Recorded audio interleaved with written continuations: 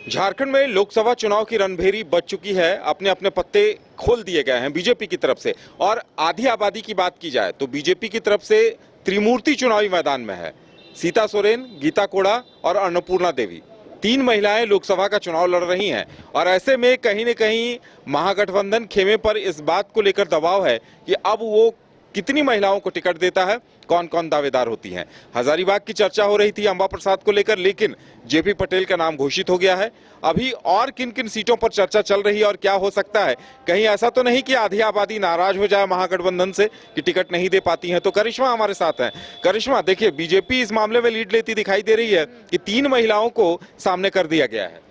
जो देखिए, आपने सही कहा कि भारतीय जनता पार्टी की ओर से तीन महिला कैंडिडेट को चुनावी मैदान में उतारा है। एक तो गीता कोड़ा, जो हाल ही में कांग्रेस का दामन छोड़ बीजेपी का दामन थामी थी। उसके बाद सीता सोरेन, जो झारखंड मुक्ति मोर्चा में थी और झारखंड मुक्ति मोर्चा का दामन छोड़ने के बाद वो भारतीय जनता पार्टी का दामन थामी। उसके बाद अन्नपूर्णा देवी। तो तीन महिला कैंडिडेट को भारतीय जनता पार्टी ने जरूर आगे किया है। अब ये सवाल उठता है कि कांग्रेस कितनी महिलाओं को चुनावी मैदान में उतारेगी।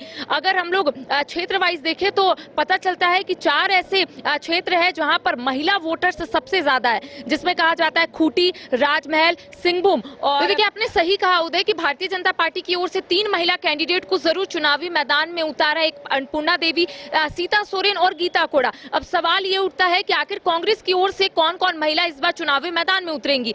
लेकिन कहा जा रहा था कि धनबाद से पूर्णिमा नीरज सिंह उतर सकती हैं, लेकिन बीच में खबरें ये भी आ रही थी कि भारतीय जनता पार्टी का दामन थामने वाली है झरिया विधायक पूर्णिमा नीरज सिंह। और ये कहा जा रहा था कि जब वो भारतीय जनता पार्टी का दामन थामेगी तो भारतीय जनता पार्टी की ओर से उन्हें टिकट मिलेगा। लेकिन अब तक वो भारतीय जनता पार्टी का दामन नहीं थामी है और बाघमारा विधायक ढुल्लू महतो को भारतीय जनता पार्टी की ओर से उतारा गया है। तो अब कह सकते हैं कि झरिया विधायक पूर्णिमा नीरज सिंह कांग्रेस में ही रहेगी। लेकिन अब सवाल ये उठता है कि क्या और जितनी महिला कैंडिडेट है, क्या उसे कांग्रेस जो है चुनावी मैदान में उतारेगी। एक तो सवाल ये उठता है कि क्या झरिया विधायक को कांग्रेस की ओर से टिकट मिलता है, क्या वो चुनावी मैदान में उतरती हैं। इसके साथ देखिए, गोड्डा की बात करेंगे तो लगातार महागामा विधायक दीपिका पांडे सिंह का भी नाम जो है वो जरूर सामने आ रहा है। लेकिन अब तक कांग्रेस की ओर से मंथन जो है वो नहीं किया गया है। यहाँ पर जरूर प्रेशर पॉलिटिक्स भी देखने को मिल रहा है। भारतीय जनता पार्टी की ओर से लगातार ये सवाल उठ रहे हैं कि पहले कांग्रेस बताए कि कितनी महिला कैंडिडेट को इस बार कांग्रेस चुनावी मैदान में उतारेगी।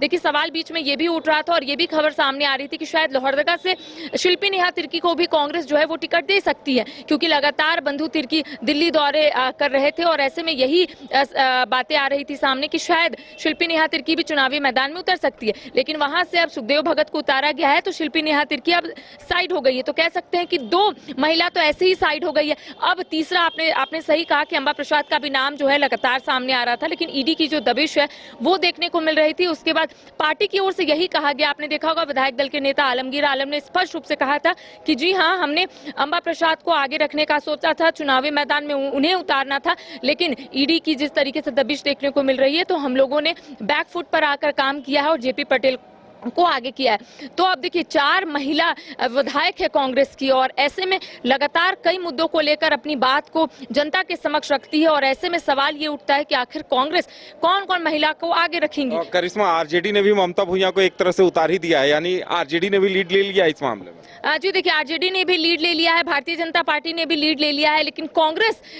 का कहां पेच फंस रहा है ये कांग्रेस ही जाने। मैं आपको लगातार यही बात बोल रही हूं कि अभी फिलहाल दो महिला बची हुई है।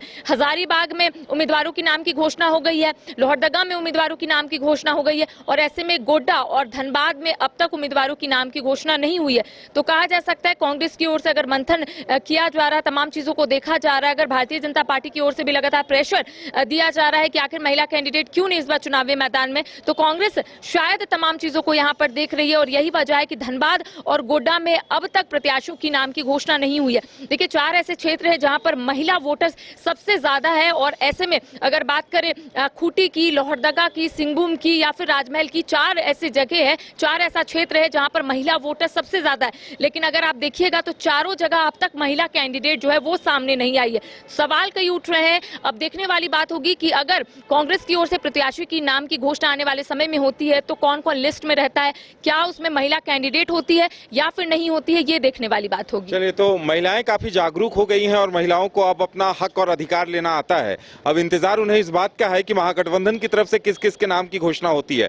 देखिए, अंबा प्रसाद का पत्ता साफ हो चुका है, अब बची हुई हैं पूर्णिमा नीरज सिंह और दीपिका पांडे। तो इंतजार इस बात का है कि क्या इनमें से टिकट मिलता है इन दोनों को या फिर किसी और नई महिला प्रत्याशी को लाया जाता है, इसका इंतजार हर किसी को है। फिलहाल इतना ही, हमें दीजिए इजाजत और आप देखते रहिए न्यूज़ 22 को। नमस्कार।